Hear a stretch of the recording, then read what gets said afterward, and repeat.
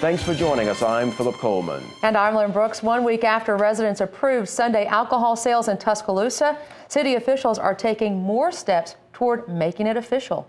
The latest on Sunday alcohol sales is our top story at 6. By an overwhelming 78%, Tuscaloosa voters approved Sunday alcohol sales. Today, City Council members opened provisional ballots and accepted 5 of those votes, and all 5 were a yes for Sunday alcohol sales. According to the act approved by the voters, any business holding a liquor license to sell during the week is allowed to sell from noon till 9:30 on Sundays, but the City Council has the right to regulate any part of the act. Councilmember William Tinker says the measure will help Tuscaloosa in the future. Well, it means naturally more jobs. I've heard that people is already hiring people to build up business on Sunday alcohol sales, and it's going to be more revenue too, and then more revenue, which is going to be more tax. Basically, what you got to think about is that alcohol is already being sold on Sunday here in the private clubs, but now this will take it out into the mainstream, and anybody that wants it will be able to get it. Now, the City Council meets tonight to decide on any provisions they may want to place on this new measure, and we'll have what they decide tonight on WVUA News at 10. On your home team Crime Watch, a Tuscaloosa County father is facing charges in connection with a shooting involving his own son. According to Tuscaloosa Metro Homicide Captain Lloyd Baker, the shooting happened this morning at a home on Sam Sutton Road near the Mount Olive community. Baker tells WVUA 57-year-old Dennis Martin asked his 23-year-old son to take him on an errand. The son refused, and then, according to Baker, the two started to argue. Baker says that's when Martin got a gun and shot at his son, hitting him in the leg. Martin is now charged with domestic violence assault. He's being held on $75,000 bond in the Tuscaloosa County Jail. We have an update on the abused dogs rescued from a home in Pickens County.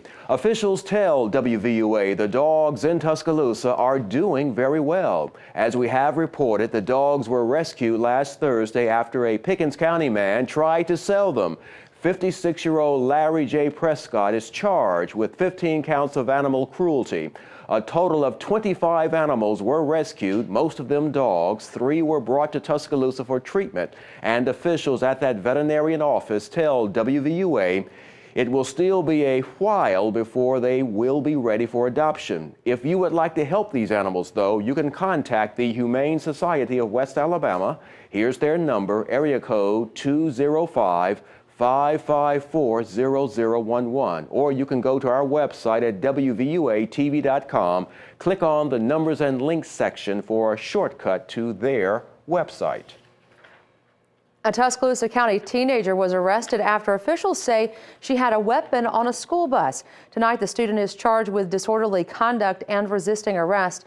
Northport Police Lieutenant Carrie Card tells WVUA police got a call around 7:30 this morning saying there was a gun on a bus headed for Collins Riverside Middle School. Northport police and sheriff's deputies responded to the scene and confronted a 13-year-old female student. Now, no gun was found, but 2 pocket-sized knives were taken from the girl. Officials say the girl did not say why she had the knives, but they did say she did not threaten anyone with the weapons. Governor Robert Bentley has announced more budget cuts for state education. Across the state, schools will lose 3% of their budgets. The governor says these changes will go into effect immediately, and that could mean devastating changes for students in the classroom. Some teachers say they expect a loss of resources and simple school supplies like pencils and paper. Others say they're concerned about job security. The Tuscaloosa City Schools financial officer says the federal stimulus money that was once there did help.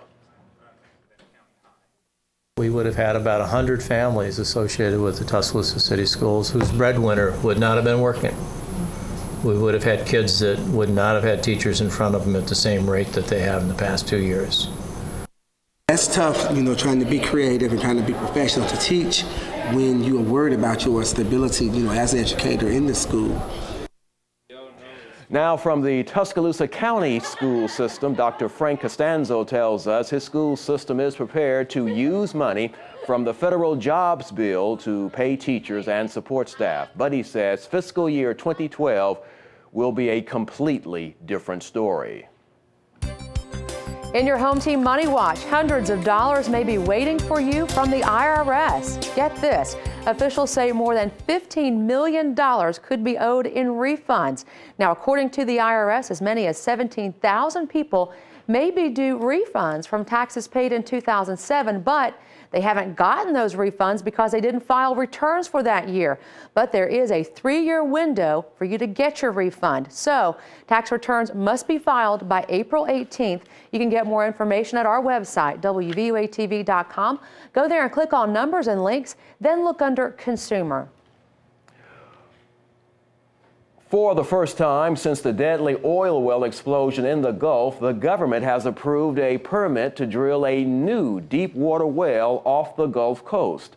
Next month marks the 1-year anniversary since the BP oil rig disaster that killed 11 people in the Gulf of Mexico. It sent millions of gallons of oil into the ocean for nearly 3 months. After that explosion, the Obama administration shut down all drilling in the Gulf, but a deep water ban was lifted in October after regulators were pressured by the oil industry.